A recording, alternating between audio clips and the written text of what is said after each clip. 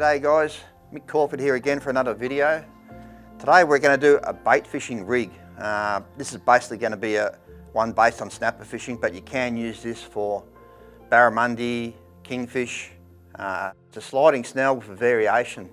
So we'll hop into it. Just before I start, really, actually I want to say one thing.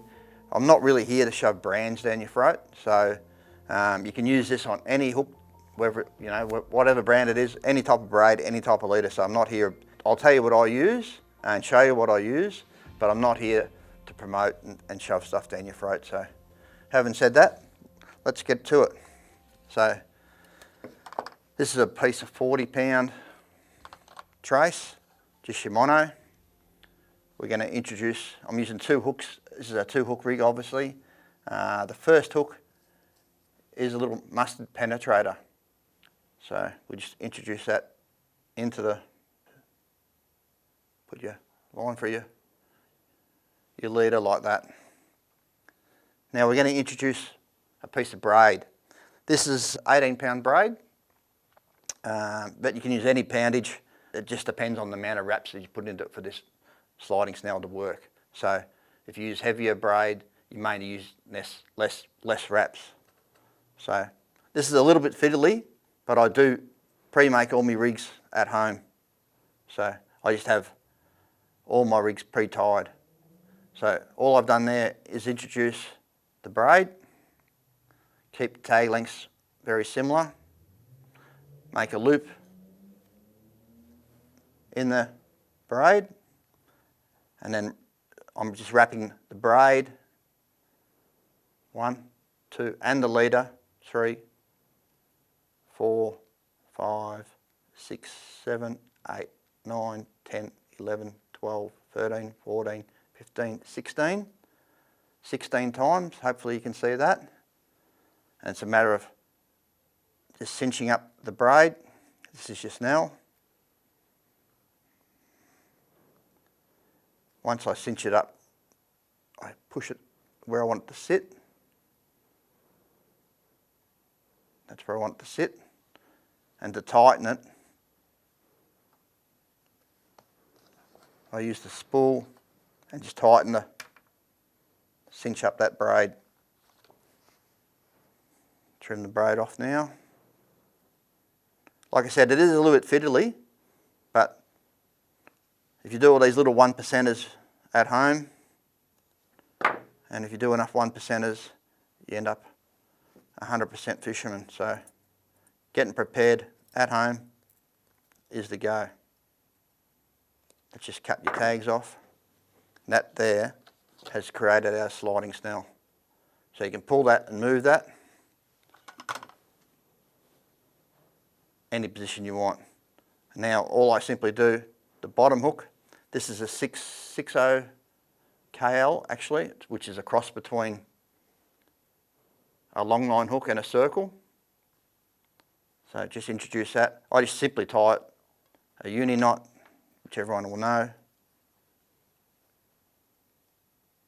It's a 4-turn or 5-turn. 1, 2, 3, 4, 5. Just moisten it down like any other knot. Cinch it up tight. I do like to normally have a nail or something to pull everything tight.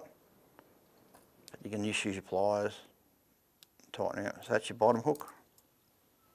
Cinch it up really good. And there you have a sliding snell. So obviously if you're fishing a small squid head, you can keep the two baits close together. And all of a sudden you want to change to a half a salmon, you can pull it out and it still stays there. So it's a really good rig if you want to fish different baits.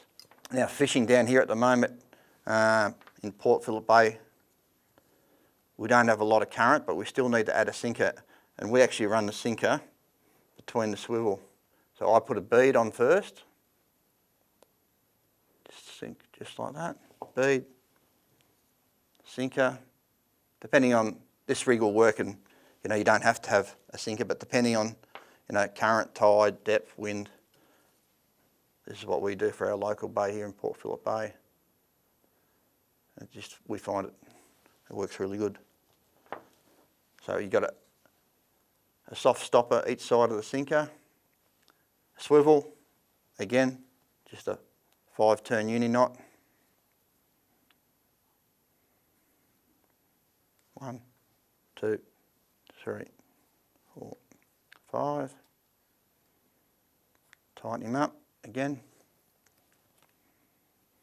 That's it. That's our rig. So I have these pre-tied in little glad bags. So if you do have a mischief on the water, you can quickly change your leader.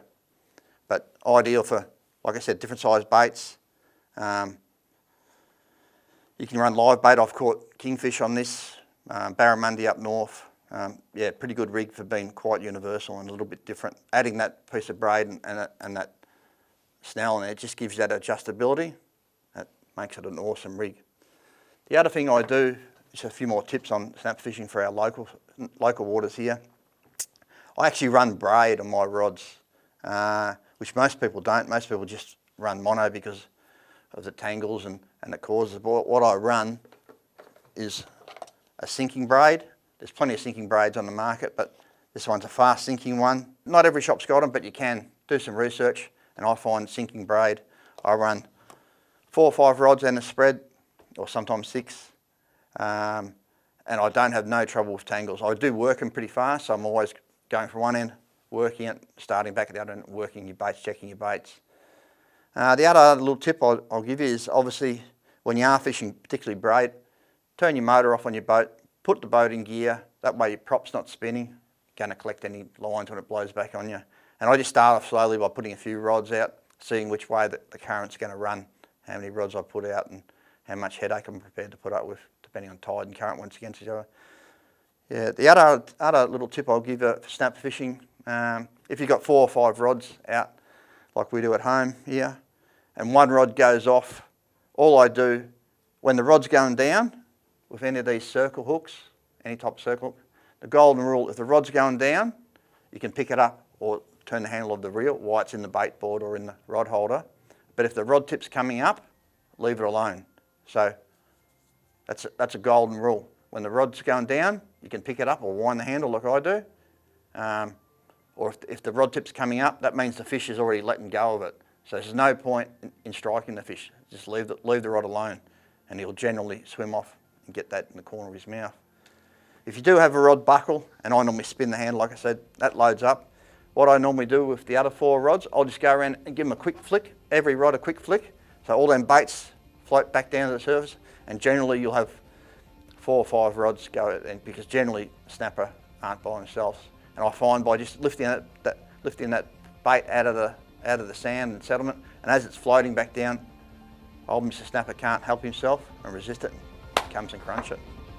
So cheers guys, hopefully you got something out of that. Thanks very much.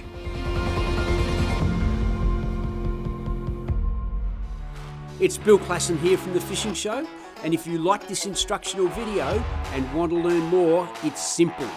Go to fishingshowtv.com.au and see a whole host of additional videos.